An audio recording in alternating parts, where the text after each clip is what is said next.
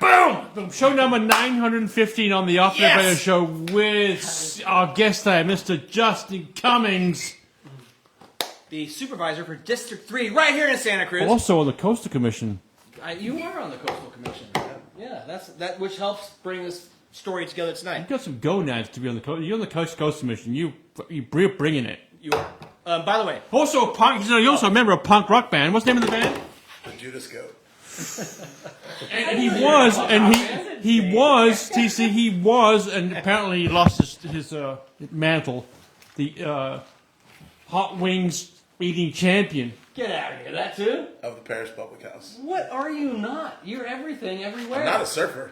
Well, not yet. Not yet. Yeah. There's one to be conquered. By the way, I just want to let you know, Pete Madden messaged me today. Yeah. He's coming to the 1000th show. Oh, shit. Yeah, so Pete, I know you're either listening, driving in Milwaukee or somewhere. Okay. We'll see. Shawn Dahl called me today. He goes, well, we talked last night a little bit about the MPA. Yes. Like I saw something on Instagram about the MPA, and I'm like, what the fuck is this? And he's going, what the fuck? He's talking about it. He messaged me too. He's said, very passionate about come this. on the show tomorrow. Not weeks from now, tomorrow. He invited himself to the show. Well, not really, because he's got. Do I have to talk? He's like, 'cause this is going to be a You guys are fight. on fire tonight. It's the legend Shawn Dollar in the house. Are you kidding me? The world record breaker. This guy buys the best house in Pleasure Point off his surfing career. This is going to be a fight. Kidding me? But I said, you know what? Let me make a phone call.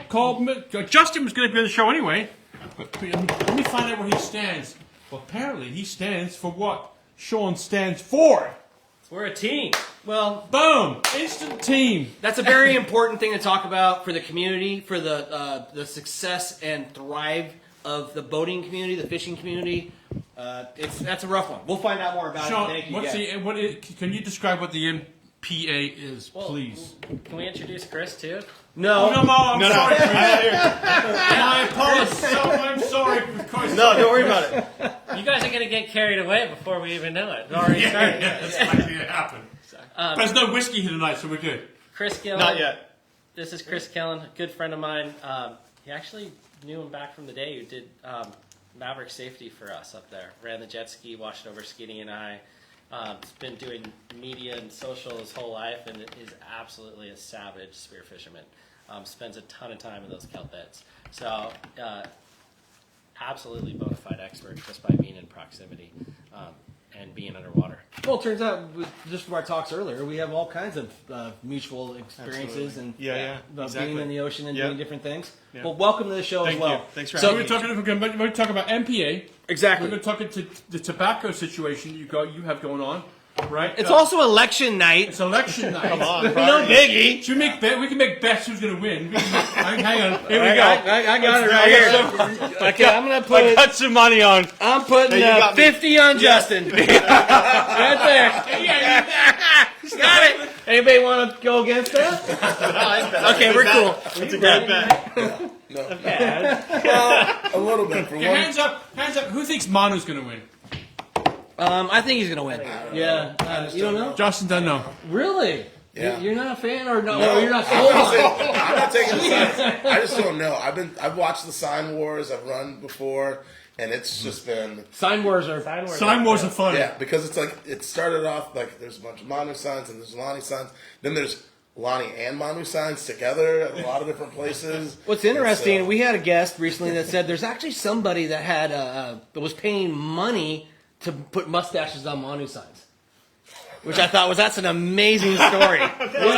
Yeah. Yellow ball in his nose. Well, the best one was, I told you the other day, I was walking across the bridge at Nob Hill over Soquel Creek. I looked over the edge, and there was a giant Manu sign in the creek, like beached. And I didn't bring my phone. I was like, oh, man, down Manu. It was good luck, Manu. Let's talk about the MPA, because that's very, very important. So I want to, first off, between you two, whose idea was this MPA? Like, who's going to be the one? Fish and Game? No, so there's two groups out of Los Angeles, California. One's called Environmental Action, and the other one's called Azul. And so people can write petitions to the Fish and Game Commission, And right now, it appears that there's an opportunity for expansion of marine protected areas. So when they're saying MPA, You already have a big marine protected area.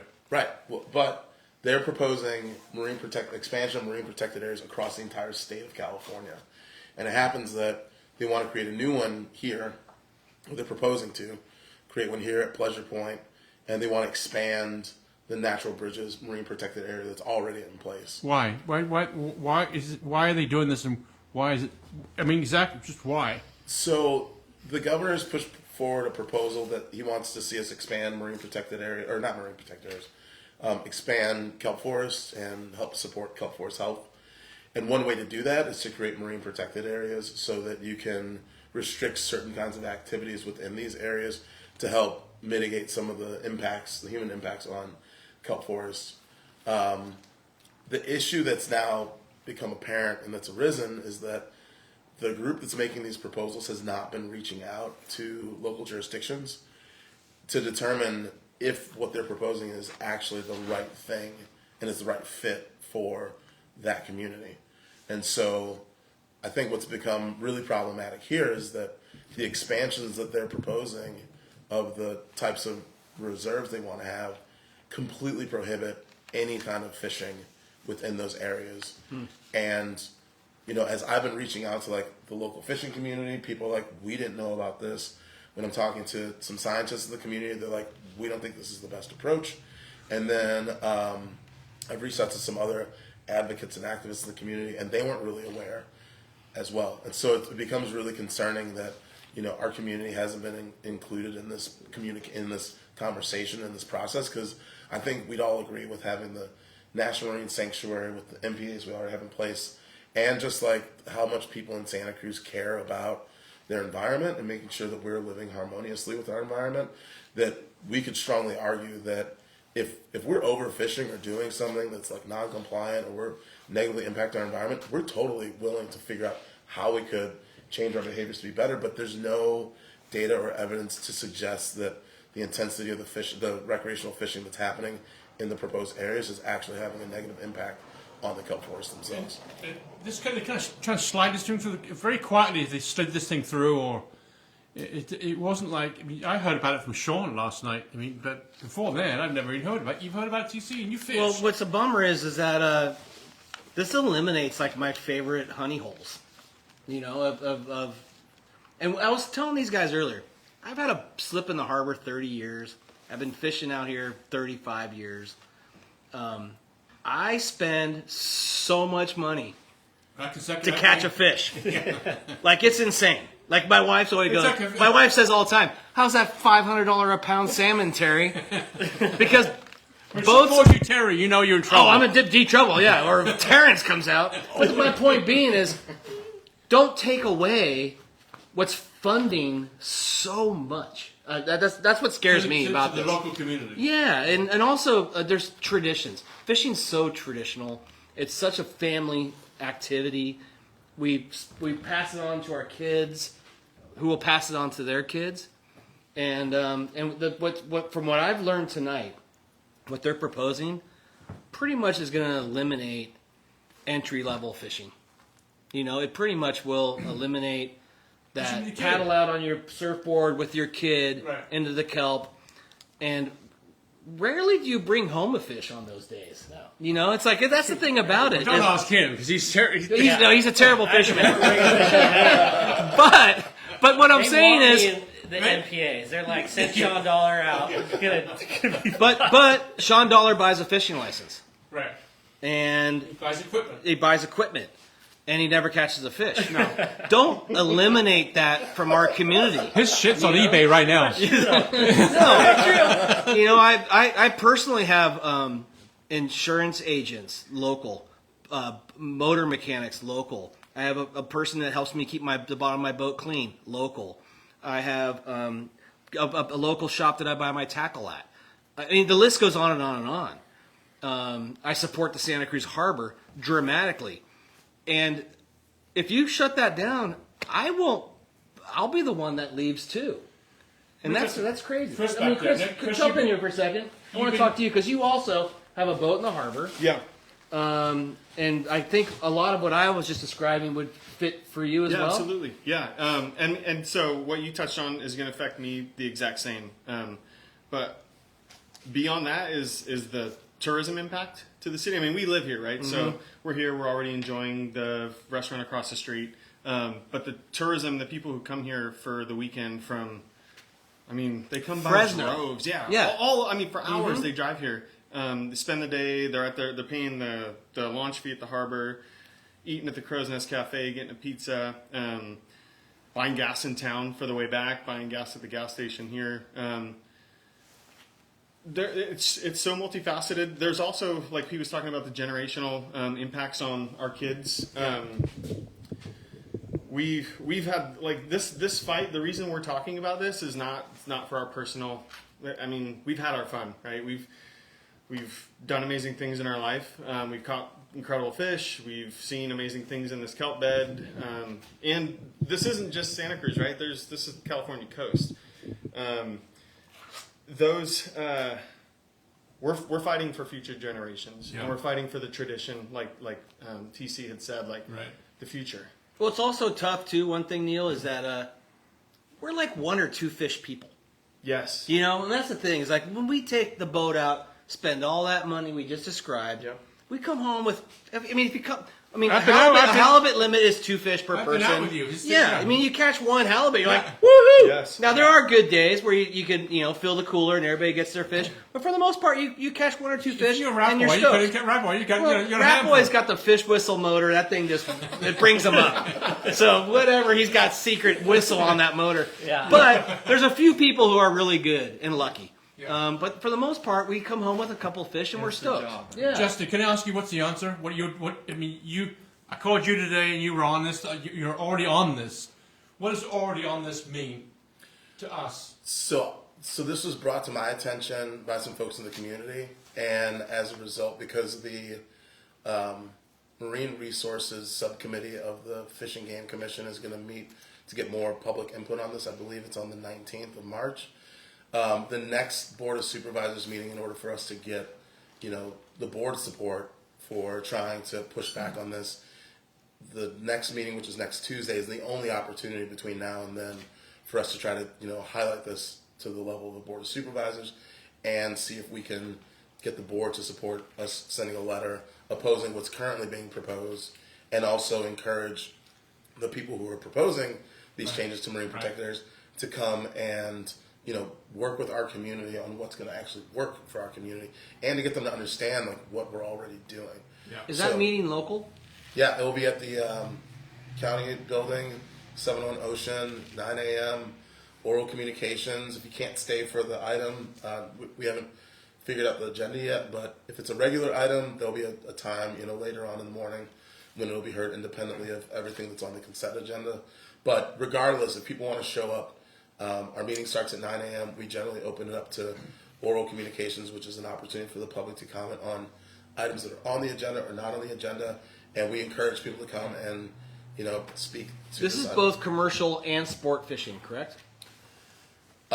This is, in terms of the marine protected Yes, areas. the area. No commercial fishing not, either? It's not just, first of all, I don't think there's any commercial fishing in these areas to begin with. Oh, yeah. I might be wrong. Yeah, they're skiff. But it's just, the mosquito fleet. Yeah. it's complete. It's a big fleet. They'd be affected. Yeah. So they're going to be affected. Right. And I haven't had, on social media, my mosquito fleet friends are not talking about That's this. because nobody. Yeah. It's The really way that they've interesting. been trying to roll it out. And they're very vocal about it, but they're not really talking. I feel like this is an under the rug, slip it in thing. Is it, Justin, you're on the Coastal Commission. This is something which is a very powerful thing in itself.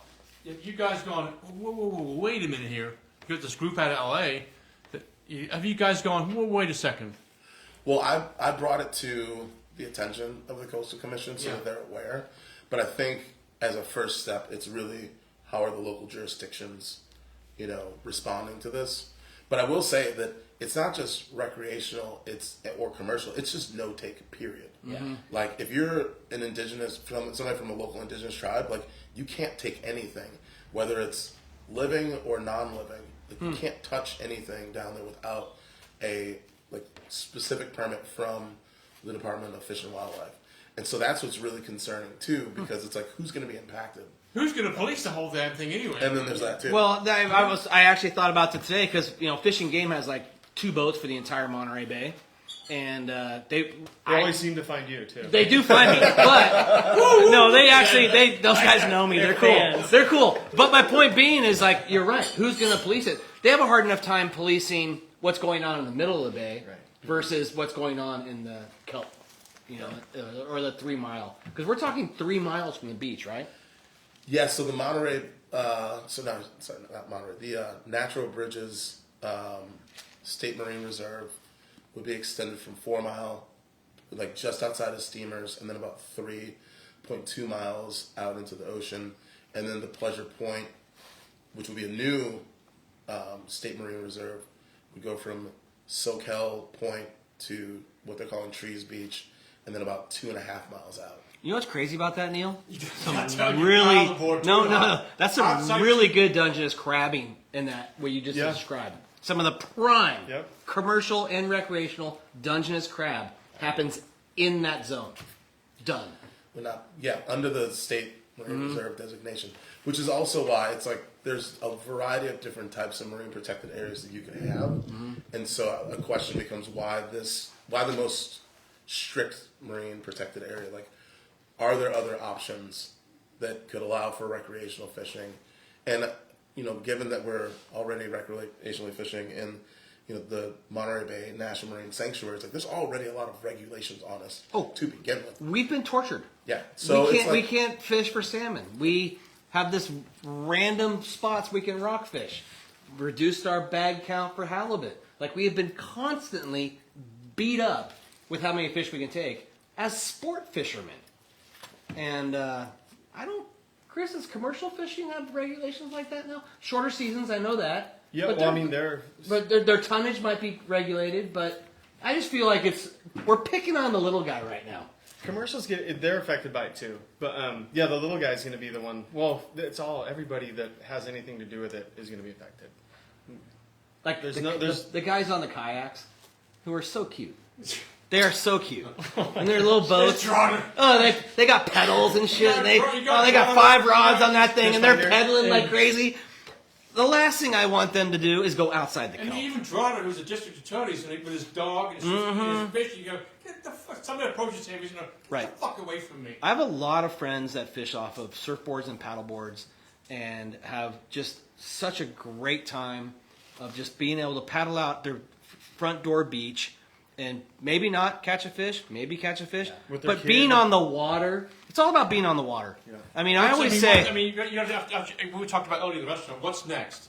We can't surf. Yeah, it seems like what's next? It's a slippery slope. Like, are we not going to be able to surf? Are you not going to be able to cross the low tide line because you're stepping on? Well, we can't surf because of the otters or something. Like there's always going to be something. But I think you guys keep talking about boats and boats and boats, and I just want to make sure the message gets across. This is like, you can't paddle out on a surfboard or sup, and you can't spearfish. You can't fish off the beach. Yeah. You can't fish off the pier.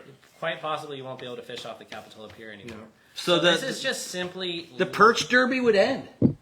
Yeah. Well, there's a lot of people. That's the biggest fishing. By the way, that's one of the biggest fishing tournaments in California. Is the Santa Cruz Perch Derby, which is this Saturday. Yeah, and hundreds of people line the beaches trying to catch a perch. And it's family friendly. Age divisions, and it raises tons of money for charity. Go ahead. I think I was going to say what you're going to say. So go ahead. No, but just to interject, I think that what's worth keeping in mind though is that on any given day, in the areas that they're proposing to put these strict regulations in, there's not like 1,000 people out on kayaks. There's not. No. The shore's not lined with people who are just casting and overfishing in these areas. It's there's small groups of people who are generally out on a regular basis, in these areas fishing. I mean, on Saturday morning you'll see 12 people out there max. Not exactly. Not even that. Not even in the winter. It's mostly. I mean, I'm there every day looking at the ocean. And in the summer, you'll see 12 people. And then in the winter, there's almost nobody's out there. And I don't think the state thinks, honestly, like shutting salmon down for the entire season is, why not open like a Saturday or two to flush the local economy with money? Yeah, exactly. That doesn't have to be like. Sometimes I wonder, like, who's making these decisions, because of the fact what is the local economy subjected to when you do these closures is immense. I know for myself, I give so much goddamn money to the community to go fishing, and when they say no fishing, I'm like, why no? Well, and I think I do want to also make sure it's clear that, like, there is a balance, right? I mean, like, our responsibility is to be good environmental stewards, right? And I feel like some of the times when there are these closures, it's because, like, there's a lot of data that suggests that, you know, the fishery's not, like, recovering as quickly as it needs to, and we need to give it a break so that it can get to a healthier point so we can go and fish at higher intensity levels. But that being said, in this instance, you know, there's no data that suggests, especially because I think, you know, to Shawn's point, I mean, this is fishing off of the beach, rocks, you know, fishing, like spear fishing.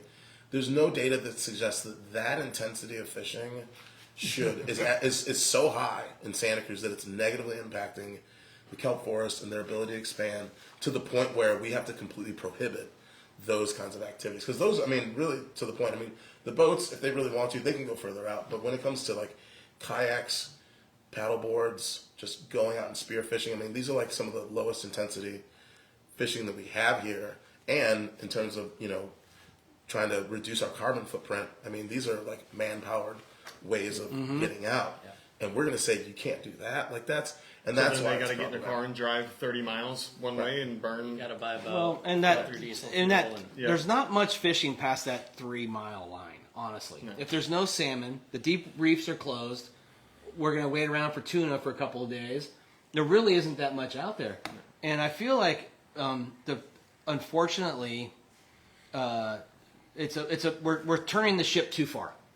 Yeah. You know what I mean? Like, that's, I think, one of the problems. They're like going nuclear. They're like just hitting the nuclear button instead of. We're just asking them to slow down, talk about it, show everybody the data. If you're saying it's there, show everyone the data. Have the conversation, and let's pause the brakes. And because this is has any MPA ever reversed? Like, once an MPA is there's no so if this becomes an MPA, it's an MPA for generations. And so this is a really heavy decision, and it needs a lot of conversation. It needs a lot of time to be talked about, and that's what we're trying to make awareness. That Instagram post you had on there, what was the biggest message that you got from most people? There's 100 people, over 100 people that applied to you. The biggest thing, which is the saddest part, is how shocked everyone is. Nobody knew. Nobody knew, right? Nobody knows. Right. And that is just not how we should operate. We shouldn't just throw things under the rug in politics, slide it through and then let everyone deal with the consequences. Like, right. I mean, I know a lot of people that I've talked to, Chris included. Look, if this thing gets closed, the mental health for a lot of these people that fish and that it's their lives out there being in the water. Right. It's going to be really tragic. Yeah. And it's absolutely, it's heartbreaking, that this is like if this passes, it will change people's lives drastically. And you got to remember too, Neil, being on the water is the number one thing. Right. Whether for me, I've said this forever. The actual act of catching a fish, that's back in line. Ask your wife, because she catches everything. You don't catch my wife does. She does. My wife catches everything. She hooks it and hands to me. But I love the boat. I love tweaking on my boat. I love my tackle. I like taking my reels apart. I mean, I love being on the water. I love sunsets on the water. It's why the fishing part is not why I participate in this. It's the lifestyle. Yeah. And there's no lifestyle. There's no greater. You mentioned that if this passes, who gets to vote on this? Nobody. So you have no say. You have no say in it. We have a say by protesting, but expressing our opinion that we don't want this. Okay. I mean, the people that are going to make these decisions, still think they're semi-accountable, right? And they're. That is. I mean, I'll just say, so you can answer this question better. A recommendation is going to come from the Marine Resources Subcommittee. I think it's going to go to the Director of Fish and Wildlife. Then a recommendation will come back down that will go to the board. And I'm just going to flat out say I'm not really familiar with the Fish and Game Commission and how it operates. But my understanding is that if it goes through that process and comes back to the Fish and Game Commission, there will be an opportunity for people to speak up. But that might be, where the buck stops in terms of. And there is an opportunity on the 19th. We could talk about that. Maybe share a link or something. But for people for that next Fish and Game Commission meeting, to speak up, spend some time to talk. Yeah. As many people as can that are passionate about this, show up to that. The problem is it's in San Clemente though, so you have to go on Zoom. Accessibility is really You hard. go on Zoom, for us though. locally. You go on You go on Zoom, Yeah, and then Okay. we have a website that we're working on that has a lot of this information where you can find that. You can also write letters. The cool thing about this is that what I want to make sure is that there's a lot of people disenfranchised with the government in the voting process at like kind of a wider level, bigger level. There's a lot of things going back and forth, like, oh, my vote doesn't count. Why am I going to do that? This process actually with the commission, they are listening, and there's opportunities for us to kind of help with. There's 5 commissioners. We have one of them who is in our corner. Justin is working with her. We have opportunities to speak with them and reach them. That meeting on the 19th is a great opportunity for that. Yeah. But yeah, I mean, the way that we can do this, like your voice matters in this arena. So don't feel like, oh man, they're just going to close it. What am I going to do? There is an opportunity to speak up. So make sure that, we'll try to get a link in you guys' like page or something where you can find data. You can find the original source documents. It's a lot of reading. There's a recording for the last Fish and Game meeting on the 24th or 14th of February. So yeah, there's just stay tuned. We'll get the information out there, and just stay positive though. Stay Crazy. positive. I am on so many social media pages for fishing and boating. Nobody's talking about this. I have a bunch of friends that are mosquito fleet commercial skiff fishermen. They're not talking about it. I feel like this is happening quick, and the public is not informed. Like, Does a Sentinel reported on this? No. KSW? No. No. Nobody's It's reported. not. We're You it, guys are- TC. Yeah, You guys we're are it. breaking news. Yeah, we're. You guys are on it. No, but this is a Shawn huge. told me today, we're going to be No, in a fight. He goes, we're going to be in a fight. Right? He said that. Yeah. Well, it's funny because there's a big thing to make Westcliff Drive one way. It's all over my social media. Everybody wants to talk about it. Maybe we can, but no one's talking about this thing of disclosure potential, and it's really interesting. I probably on my Facebook today there must have been about 14 different posts about making Westcliff Drive one way, and please sign the petition. Nobody's saying sign a petition about a closure.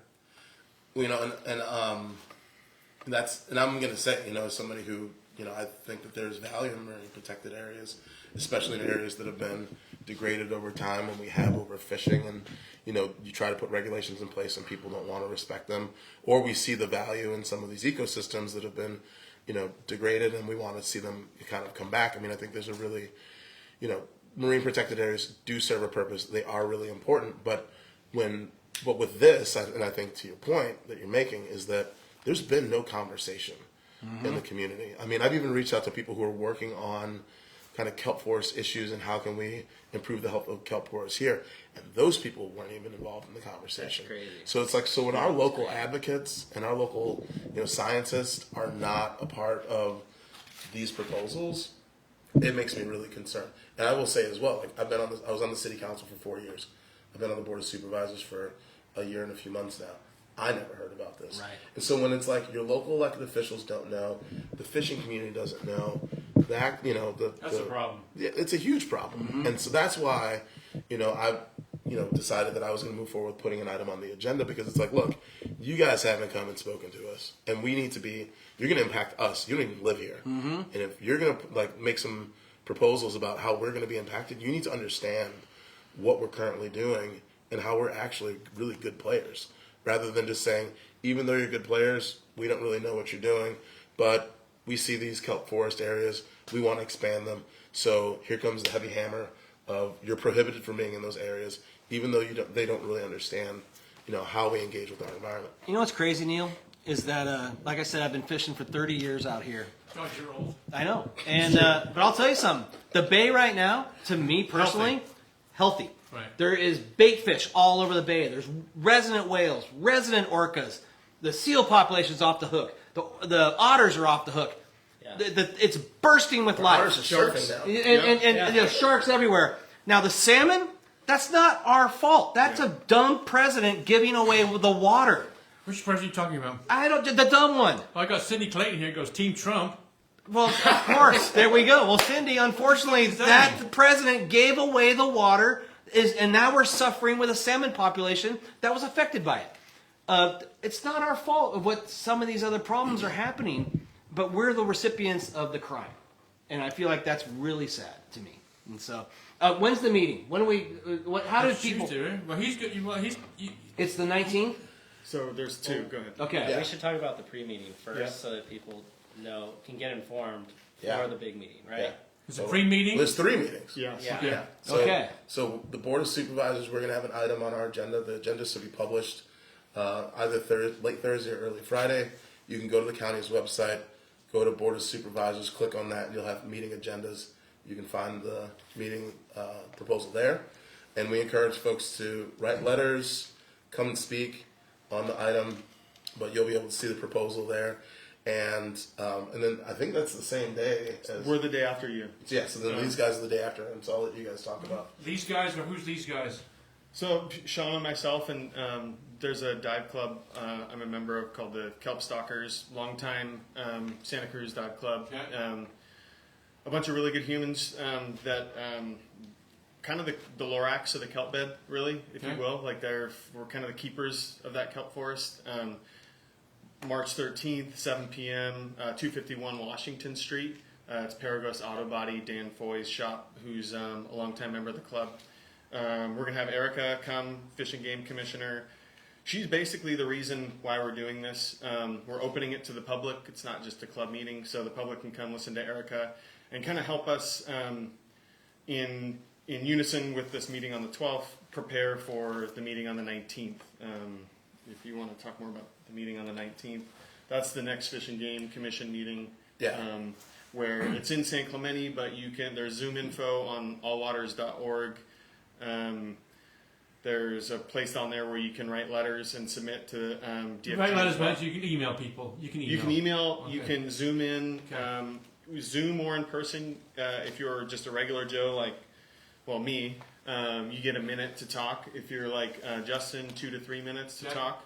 You want to make sure that you're composed. If you're TC, you got like 25 minutes. Come on now. Well, he doesn't. No limits. They don't apply to him. He'll take 25 minutes. Celebrity. Yeah, I'm going for sure. I'm in it. But Win it. Go to our website. Please, get involved. We're doing everything we can. We're not sleeping, so we're not asking you to do that. But just come out and I think the support. most important thing you Who was the gal who was the lady we endorsed on the show? Gail Pellerin? Gail Pellerin says vote Biden. That's what she just says right now. Thank you. There you go. Yeah. Gail's tuning in. Thank God I passed my test. Hi, Gail. Our proclamation, whatever we done. Well, we got a proclamation. On the Thank you wall. for that too, Gail. We love that. Yeah. We bragged to Jimmy Panetta. He didn't give us one. Yeah. And so, thank you. What's weird about this is, again, the lack of knowledge by, I feel like, our local community. It's almost like they don't want us to know about this, maybe, or it's... That's actually a question I have, and not to put you on the spot, but to put you on the spot. Why is it that we just have to kind of find out this ourselves? Is there a process in place? I don't know, it's rhetorical maybe, but from your point of view, being in your role, do you see why Is this how politics work? Is this unusual? Good. Yeah, he said what we all want to say. Well, there are times when people do their work with doing outreach and talking to the community and using those conversations to build coalition and support within their community to put items forward. And I think that's kind of the way that we should do things, and that's how I like to do things. But then there are folks out there who want to just try to, get their thing accomplished, and they'll go out and just, Get on the high horse. yeah, and share the message to who they want to share it to. and not necessarily do the hard legwork of engaging with the community. And I think that what happens is that when you take that approach and you don't reach out to the community, you get to this position where now we have groups that are mobilizing really quickly. They feel like they haven't been heard. They feel like, people are trying to pull the rug out from under folks, trying to pass these things without any input. Yeah. And that's when you get these clashing, battles, which I don't think are necessary, because if we take the time to sit down and have the conversations, we can try to figure out a way to get we can find common ground, right? That's an incredible answer. Yeah. Well, Nicely done. Yeah, it's a great answer, and I just want to thank you, because I feel like you're our hope. Seriously, you are a pillar in the community. You're the supervisor of the district that is going to be heavily affected by it, and we need your support to help make our voice stronger. And Once again, Gail goes, "Go, Justin." Well, and the thing is, honestly, Justin, having you here tonight, I did not think we were going to talk about this the whole show. There's housing and all these other homelessness and things going on in your district that are important. Fire recovery, Westcliff Drive, there's other things. But this is, I feel like, a really important sort of situation that we're unprepared for. Yeah. And your leadership and your words of wisdom can help make a difference here. So, first off, I thank you. So we have to have him come back, because we lost stuff we haven't talked about with him. There's one thing I do want to talk about. I think it's huge for us, our ocean, is what you're doing with tobacco right now, and how you're trying to have tobacco taken away out of our county. So I will clarify. Please clarify. Yeah. We just About to blow up on the a bunch beach of there. guys just went, what? We don't care about fishing no more. So, by the way, we are doing a lot of extensive outreach. I've already written some articles in the newspaper, but one of the things that's surfaced is that cigarette butt litter is the number one form of plastic pollution that we find on our beaches. And as we start to understand that plastics don't break down in the ocean, they break down, but they break down into finer and finer microplastics, which then become part of the food chain, and then we end up ingesting it ourselves. There's a lot of concern around that. More broadly, but specifically, since we know that tobacco litter is something that we actually can try to mitigate, there's been an effort put together by myself and Supervisor Koenig where we're trying to become the first region in the United States to prohibit the sale of filtered tobacco products, because those filters are all made out of plastic, and there's no health benefits. They were largely put forward by the tobacco industry because back in the day when you had filterless tobacco products, people would get stains on their lips, they get tobacco in their mouths, and they needed some kind of barrier, and so they came up with this filter. And then because of the whole, you just look at movies from back in the day and even now, the whole deal was just flick the cigarette, right? Just flick the butt. And people are still doing that. And so, we see this as a problem. I think there's a report that came out last year where they looked at debris waste that's found on beaches. And of that waste, 24% was plastics, and of that, 90% were cigarette butts. Yeah. It's crazy to think that that 24% was tobacco waste, and of that 90% were bottles and so forth. But it's crazy to me because I feel like Mexico's way farther ahead of us in that. I just got back from Mexico. No public smoking. You can't smoke on the beach. You can't smoke in parks. You can't smoke anywhere outside.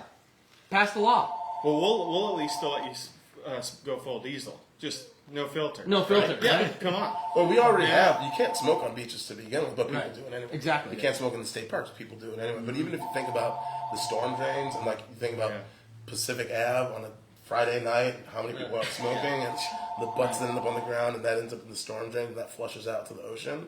San Lorenzo affects steelhead populations. Oh, absolutely. I just think I am anti-cigarette personally, and I just think it's an annoying habit. Cigarette smokers, I know you're totally into it, but I hope that passes. God, dude, it's your thing. Yeah. I will say that it's not anti-tobacco because you can still buy loose leaf. You can roll your own. Yeah, you can buy filterless. No one's stopping you from doing that. The filter. We're going to eliminate filters. We know that this is a problem, so let's, and we know it's impacting our environment, so let's do something about it. Well, now that really sounds like something that's going to help the environment. Right there. Right. Beautiful. And I'm behind that. Yeah, I think that's great. So, and Manu's into this. Yep. You're into it. Yep. What's the next step?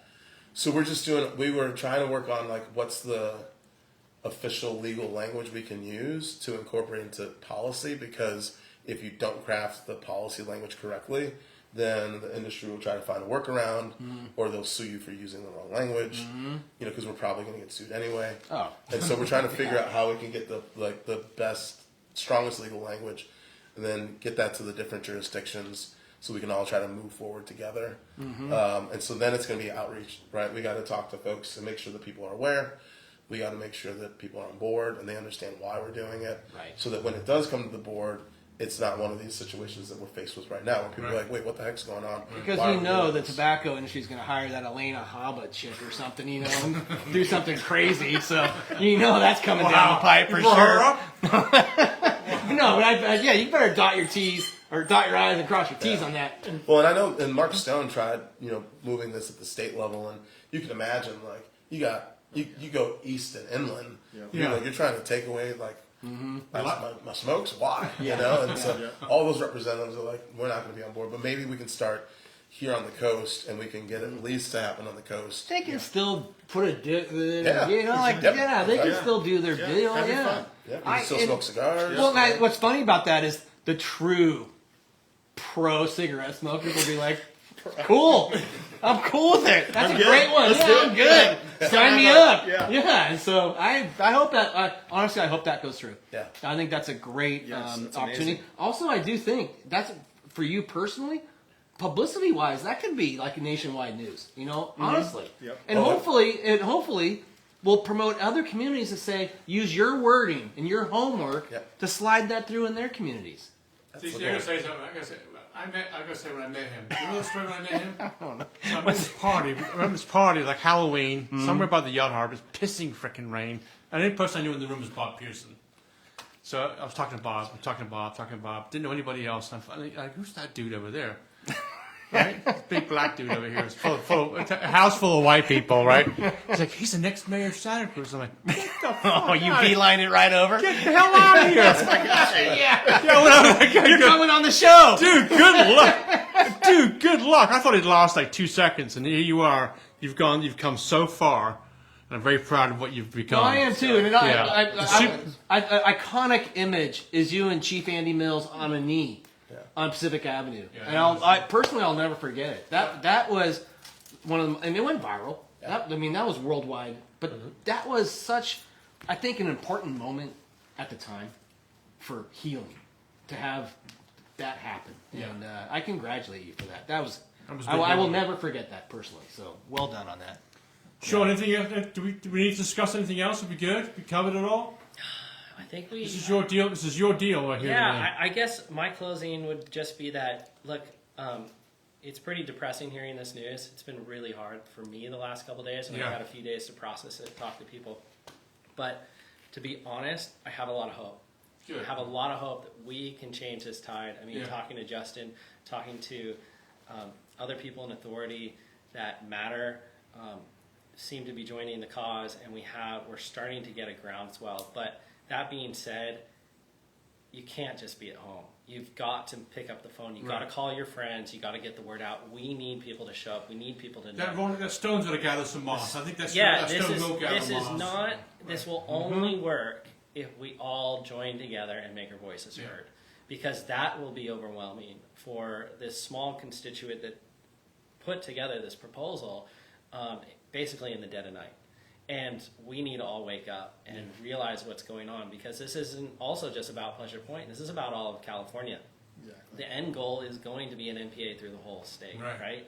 I mean, We'll or see. most Well, it's likely 30 by 30, right? Well, 30%. Thank you for just So- you're focusing on Santa Cruz, which is great. rather We than the are, whole but state. I guess what I'm trying to say is, like, we need to wake up to this here locally, and we also need to be prepared that this could be a fight that we need to be in for a long time. Yeah. Because this needs to be done differently. This is not right the way that this is going. And I guess I'll just just say to that, we need to be intentional as well. Like because what they're proposing is like the strictest of the strict marine protected areas. We can, if we're going to do this, let's figure out what's our goal. Like, what are we trying to solve for? You know, if it's damaged ecosystems, I think we're all on board with trying to figure out how we can bring forward ecosystem health. I mean, this isn't like a anti-marine protected area, like kind of thing. It's just that we want to do it right, and we, as good stewards in this community in particular, we want to make sure that, like, we understand what's the problem here. Yeah. Why are we doing this here, and how can we most effectively accomplish both goals, where we can have subsistence fishing, we can, you know, like I said before, there's nothing that indicates that the intensity of the fishing that's happening right now is what's limiting kelp forests to expand. So if we want to see more kelp forests, let's figure out what we need to get there. But let's not take a sledgehammer approach, because once this designation is in place, it will not be changed. And I think that's to what Shawn's keeps me point. up at night. Exactly. That's scary. That's what worries people. That is is life-changing. We take a sledgehammer to, you know, an issue where we could actually come up with a pretty good regulatory framework, but rather than do that, we're just going to prohibit people from being able to access these places, and that's not what sustainability is all about. Right. Well, I think don't take the ball and run and leave us with an empty playing field. You know, like, as a fishing community, we've been doing this for decades of working around closures and shortened seasons, and I feel like if anyone can work around it, it's the fishing community. Exactly. You know, but let's work together. Yeah. And I'm really impressed because I still have not seen some of my most vocal friends talk about this. And I feel like that's the message that Neil, you and I are helping get out by talking about it tonight. And Justin, we will have you back, because District 3 is a huge part of our community. There's a lot that you've been doing, and we want to learn more and find out what your work has been up to. So we'll get you back here. And, ASAP. and ASAP, because this show took a turn. It's an important turn that I think the viewers need to know about. Yeah. Our friends need to know about. Yeah. So we'll get you back on, and we'll talk more about what's going on here. Thanks, guys. Too. So, Sounds good. Neil, great show. Thank you, guys. Thank Chris, you, everybody. thank you so much. Thank you so much. Yeah. So, Justin, thank you so much. that was show number 915. Good show. Number, you'll be here for next week's show? Yeah, I'm here next week. Yeah. Show number 916 is with our Santa Cruz County Superior Court Judge, Oh, Sida Cogliati. the judge. The judge is coming. Well, once again, thank you everybody for tuning in to the Off the Lip Radio Show right here from the Santa Cruz Boardroom. We will see you next week. Thank you, T Fox, as always. Good night, everybody.